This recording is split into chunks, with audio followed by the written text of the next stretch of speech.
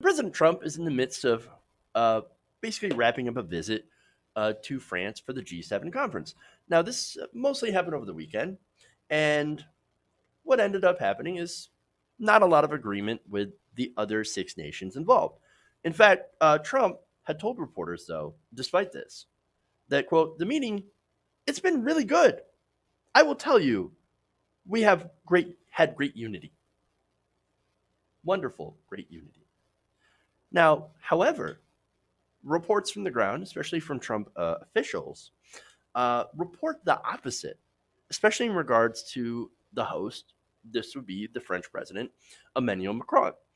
So now, senior aides in Trump's entourage have actually accused the G7 host and French president of seeking to embarrass his U.S. counterpart by making the summit focus on what he calls niche issues. Niche issues. Okay, so what kind of niche issues? Well, senior administration officials quoted by the New York Times, among others, complained the summit had moved from core issues such as global economics and trade to such minor niche issues as climate change, gender equality, and African development. Mm. Because gender equality, as well as, I don't know, the future habitability of our planet, are just niche, such tiny little niche issues, right? Now, the officials claimed that the topics were chosen to appeal to supporters of Emmanuel Macron and to embarrass Donald Trump. One official told White House reporter Gabby Orr that it, quote, it's our view that with France trying to drive these other issues outside the global economics, national security, and trade, they're trying to fracture the G7, of which 6 of the 7 countries in the G7 disagree. They're like, no, we actually are unified on this, that America is being stupid. And by America, I just generally mean President Trump and his officials.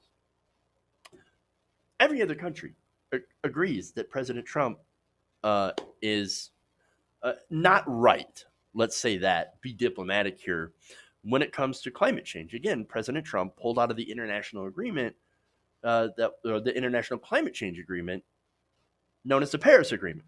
Now, look, the Paris Agreement basically set minimum standards, non-enforceable, right? But saying, hey, look, basically these countries that signed on, you will at least try to reduce your emissions and do things that are actually good for the environment to combat climate change. And again, non-binding, kind of a weak resolution in my view, but it was something. But it was too much for Donald Trump, and he took it and, like the Iran deal, he ripped it up. He's like, no, we're not going to do anything about climate change. In fact, I'm going to prop up coal. I'm going to, have these companies drill for more oil. We're going to try and drill in the Arctic. We're going to, and that's, of course, probably one reason why Trump wanted to buy Greenland, because somebody's like, there's a lot of oil up there. Why don't you go get it? And he's like, oh, yeah. Let's get the oil. Let's get the oil. Because unfortunately, that's what it's about in a lot of cases. Yeah. So he did a lot of stuff that is to the opposite of what we should be doing when it comes to climate change.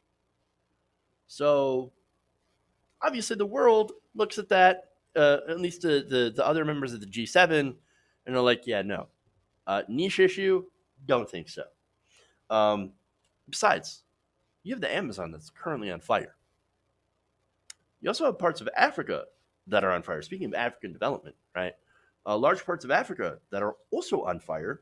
The ice caps are melting. It was 90 degrees in the Arctic not too long ago. So there are some major problems. And these Trump officials are like, how dare Macron be so mean? They're trying to embarrass our president.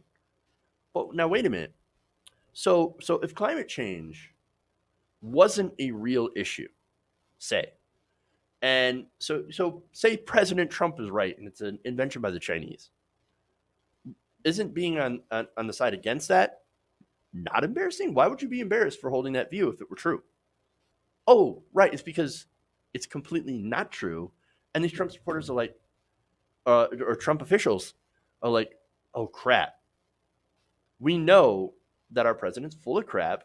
How dare you try to highlight this to embarrass him? Or actually, in reality, embarrass us. Because the president feels no shame, he feels no embarrassment. He believes in these ridiculous things.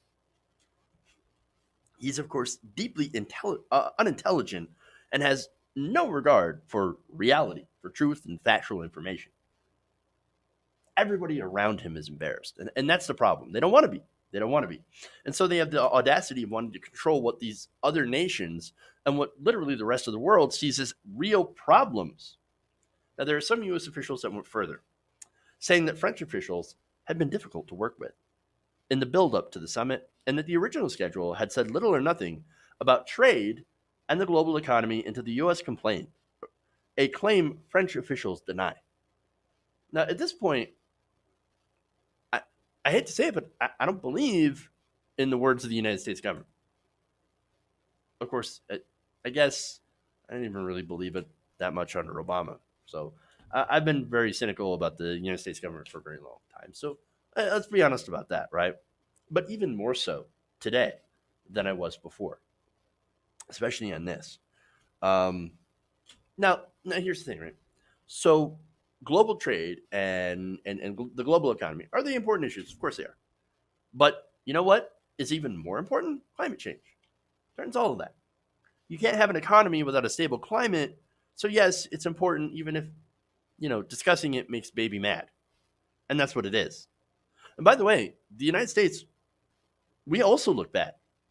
This entire trip was an embarrassment, an absolute embarrassment. How can anybody abroad in other countries actually take the United States seriously?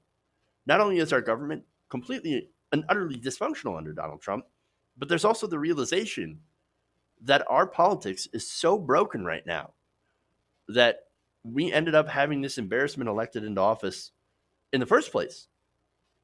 And just for a side note here, how embarrassed do you have to be Hillary Clinton? Yikes. Just yikes. And there, of course, is also the realization that there is some percentage of our population that is still proud of electing Donald Trump. That also looks horrible. Horrible. So, look, it's going to take decades to undo the damage of just 4 years of Donald Trump. Not to mention the disaster that awaits us when we get if he gets reelected. So again, yikes. Hey guys, hopefully you enjoyed that free video. Now I'm going to have to ask you a favor. Between the demonetization and the YouTube algorithm messing around with view counts, etc., we're having a hard time adjusting to the new YouTube reality, which is where you guys come in.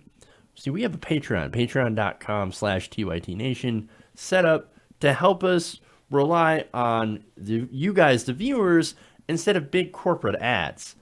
Look, you know the show. You know how I'm not in favor of big corporations anyway. So help us transition away from relying on the ad model to pay the bills and sign up to be a patron, patreon.com/TYTNation. That goes a long way to help us keep the lights on. And you guys will know that you're supporting independent progressive media.